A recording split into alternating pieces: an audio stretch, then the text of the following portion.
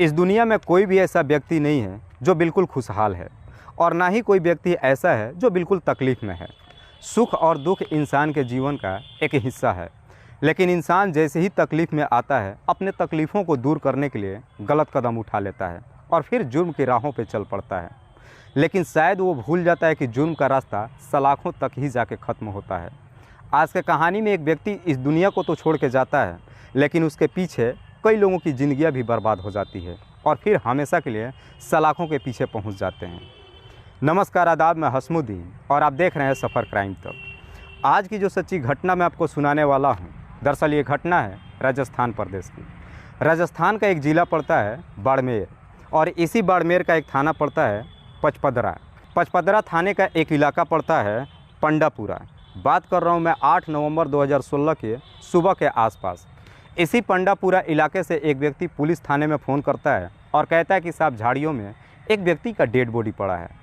Police को जैसे ही सूचना मिलती है, पुलिस तुरंत ही अपनी टीम को लेकर के घटनास्थल पर पहुंचती है तो देखती है कि वाकई में झाड़ी में एक व्यक्ति का डेड बॉडी पड़ा हुआ है, जिसकी उम्र लगभग 25 से 26 साल के आसपास थी। पुलिस जब उस डेड बॉडी की तलाशी लेती है तो उसके पास से कोई भी ऐसा प्रमाण पत्र नहीं मिलता है जिससे उसकी पहचान हो सके। पुलिस वहाँ पे मौजूद लोगों से जब पूछताछ करती है तो वहाँ पे मौजूद कोई भी व्यक्ति उस डेड बॉडी का शिनाख्त भी नहीं कर पाता है। इसीलिए पुलिस तुरंत ही उस डेड बॉडी को अपने कब्जे में लेती है और पोस्टमार्टम के लिए भेज देती है। लेकिन पुलिस के सामने सबसे बड़ी चुनौती होती है कि जब तक मरने वाले व्यक्ति का शिनाख्त नहीं हो जाता है तब तक पुलिस इस केस में एक कदम भी आगे नहीं बढ़ सकती थी। इसीलिए पुलिस उस मरने वाले व्यक्ति के बारे में पता लगाने की कोशिश करती है। देखते ही देखते लगभग 2 दिन का समय गुजर जाता है, लेकिन इन 2 दिनों में कोई भी व्यक्ति थाने नहीं पहुंचता है और ना ही उस मरने वाले व्यक्ति के बारे में पूछताछ करता है। इसीलिए पुलिस तुरंत ही उस डेड बॉडी का एक फ़ोटो खींचती है और सोशल मीडिया पर पोस्ट करती है और इस मेहनत में कामयाबी भी मिल जाती है। एक व्यक्ति पुलिस के पास फ़ोन करता है और कहता है कि साहब, मरने वाले व्यक्ति को मैं जानता हूँ। दरअसल उस व्यक्ति का नाम मोगाराम है, जिसकी उम्र लगभग 25 साल के आसपास है। पिता का नाम गुमानाराम है, जो इसी कोठाला गांव के धोरी मन्ना थाने का रहने वाला है। पुलिस तुरंत ही गुमानाराम के नंबर पर फ़ोन करती है और उसे पोस्टमार्टम हाउस बुलाती है। गुमानाराम जब पोस्टमार्टम हाउस पहुंचता है, डेड बॉडी को जब देखता है, देखकर तुरंत ही शिनाख्त कर लेता है और कहता है कि साहब, ये कोई और नहीं बल्कि मेरा ही बेटा मोगाराम है। पुलिस मोगाराम के बारे में गुमानाराम से पूछताछ करती है तो गुमानाराम कहता है कि साहब, मेरा बेटा जोधपुर के एक प्राइवेट कंपनी में नौकरी करता था। दरअसल 1.5 साल पहले ही मोगाराम की शादी हुई थी, जिसके पत्नी का नाम है बीरो, जिसकी उम्र है लगभग 21 साल। बीरो के माँ का नाम जियो और पिता का नाम श्रवण राम चौधरी, जो इस लुखू गांव के रहने वाली। पुलिस गुमानाराम से पूछती है कि तुम्हारा बेटा 2 दिन से लापता है और तुमने उसकी कहीं पे तलाशी नहीं किया और ना ही तुम्हारी बहू ने उसकी तलाशी की। इस पे गुमानाराम कहता है कि साहब, मेरा बेटा जोधपुर में एक प्राइवेट कंपनी में नौकरी करता था। 2 दिन, 4 दिन, सप्ताह दिन पे कभी एक बार फ़ोन करता था। इसीलिए इसके बारे में ना तो मुझे जानकारी है और ना ही उसकी पत्नी बीरो को जानकारी है। पुलिस गुमानाराम के ही तहरीर पर धारा 302 के तहत हत्या का मुकदमा दर्ज करती है और फिर इस केस की छानबीन करना शुरू करती है। पुलिस इस केस की छानबीन करने के लिए मोगाराम का नंबर मांगती है ताकि ये पता चल सके कि मोगाराम ने आखिरी बार किससे बातचीत किया था। पुलिस जब मोगाराम के मोबाइल नंबर का CDR निकालती है तो पता चलता है कि दरअसल उसके मोबाइल नंबर पर अभी भी बातचीत हो रहा है। पुलिस जब मोगाराम के नंबर पर फ़ोन करती है तो एक व्यक्ति फ़ोन उठाता है। पुलिस उससे पूछती है कि तुम कौन हो, तो फ़ोन उठाने वाला व्यक्ति कहता है कि साहब, मेरा नाम गंगाराम है, मैं जोधपुर से बोल रहा हूँ। पुलिस गंगाराम से पूछती है कि ये नंबर तुम्हारे पास कैसे आया, तो गंगाराम कहता है कि साहब, मैंने कुछ दिन पहले ही ये मोबाइल ख़रीदा था और जब मैंने ये मोबाइल ख़रीदा तो इसी मोबाइल में ये नंबर भी था। पुलिस मोगाराम के बारे में गंगाराम से पूछताछ करती है तो गंगाराम कहता है कि साहब, मैं मोगाराम को नहीं जानता हूँ। दरअसल ये नाम मैंने पहले कभी सुना ही नहीं है। इसीलिए पुलिस गंगाराम के बारे में मोगाराम के पिता गुमानाराम से पूछताछ करती है तो गुमानाराम कहता है कि साहब, गंगाराम मेरे बेटे का दोस्त है। जब इस तरह की बातें गुमानाराम पुलिस वालों से कहता है तो इसे सुन करके पुलिस वालों को भी बड़ा अजीब सा लगता है कि आखिरकार गंगाराम ने झूठ क्यों बोला। पुलिस वालों को कहीं ना कहीं गंगाराम के ऊपर शक चली जाती है। इसीलिए पुलिस तुरंत ही अपनी टीम को लेकर के जोधपुर पहुंचती है और गंगाराम को अपने कस्टडी में लेकर के थाने पहुंच जाती है और फिर गंगाराम से मोगाराम के हत्या के बारे में सख्ती से पूछताछ करना शुरू करती है। पुलिस जैसे ही अपना शक्ति दिखाना शुरू करती है, गंगाराम भी तुरंत ही अपनी सच्चाई कबूल कर लेता है। गंगाराम, जिसकी उम्र लगभग 23 साल की आसपास है। गंगाराम जो बटाडू गांव का रहने वाला है, जोधपुर के एक प्राइवेट कंपनी में नौकरी करता है। लेकिन गंगाराम जिस कंपनी में काम करता है, उसी कंपनी में मोगाराम भी काम करता है और इसी काम के सिलसिले में मोगाराम और गंगाराम के बीच में दोस्ती हो जाती है। लेकिन राजस्थान प्रदेश में कुछ साल पहले तक एक प्रचलन चलता था बाल विवाह। इसी प्रचलन के जरिए मोगाराम की शादी बचपन में ही बीरो से कर दी जाती है।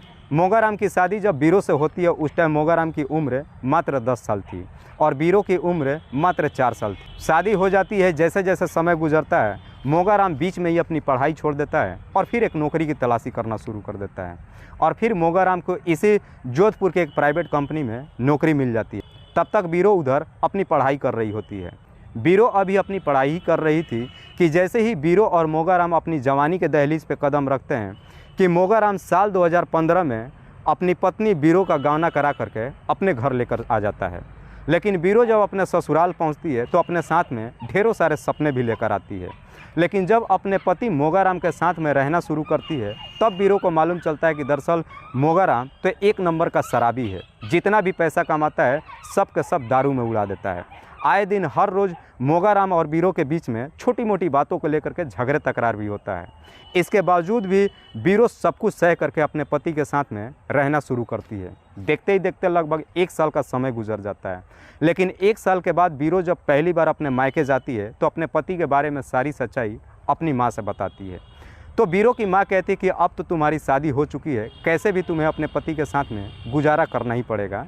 कोशिश करो कि तुम अपने पति को समझा सको। बीरो को अपने मायके में आए हुए लगभग 6 महीने का समय हो चुका था।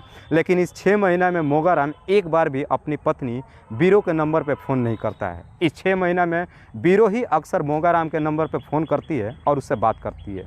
लेकिन बीरो जब भी अपने पति के नंबर पर फ़ोन करती है, मोगाराम कभी भी ठीक से बीरो से बात नहीं करता है।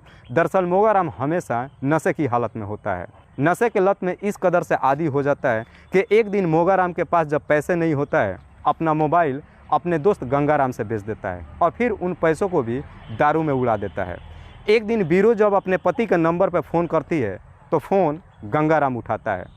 इस पे बीरो कहती है कि ये नंबर तो मेरे पति का है। तो इस पे गंगाराम कहता है कि मैंने उससे मोबाइल ख़रीद लिया है, लेकिन तुम टेंशन ना लो, अगर तुम्हें अपने पति से बात करनी हो तो तुम मेरे नंबर पे फ़ोन कर सकती हो, मैं तुम्हारे पति से बात करवा दूंगा। लेकिन बीरो जब गंगाराम के नंबर पे फ़ोन करती है तो गंगाराम बड़ी ही बेहतर तरीके से बीरो से बात करता है।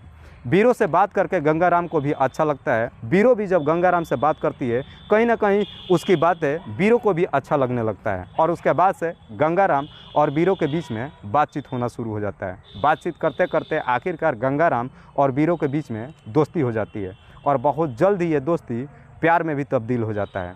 उसके बाद से गंगाराम और बीरो के बीच में लव अफेयर शुरू हो जाता है।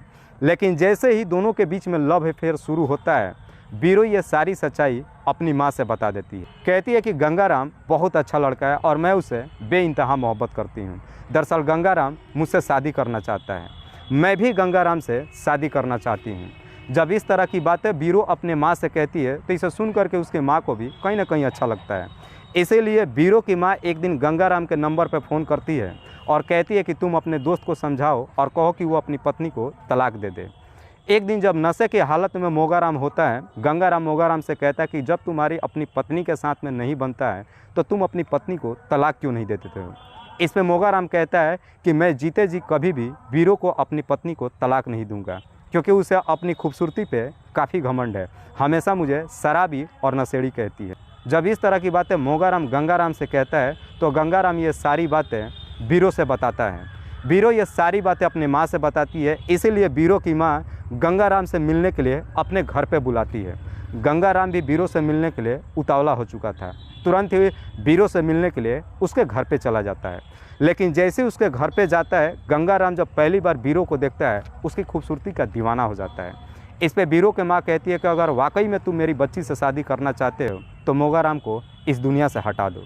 जब इस तरह की बातें बीरो की माँ गंगाराम से कहती है तो गंगाराम भी बीरो के खूबसूरती पे इतना काफ़ी दीवाना हो चुका था कि तुरंत ही इस काम को करने के लिए तैयार हो जाता है और फिर वहाँ से वापस जोधपुर चला जाता है और फिर मोगाराम को अपने रास्ते से हटाने का मौके का तलाश करने लगता है।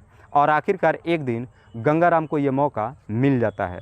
7 नवंबर 2016 को मोगाराम दिन में ही काफ़ी मात्रा में शराब पी चुका था, काफ़ी नशे की हालत में था।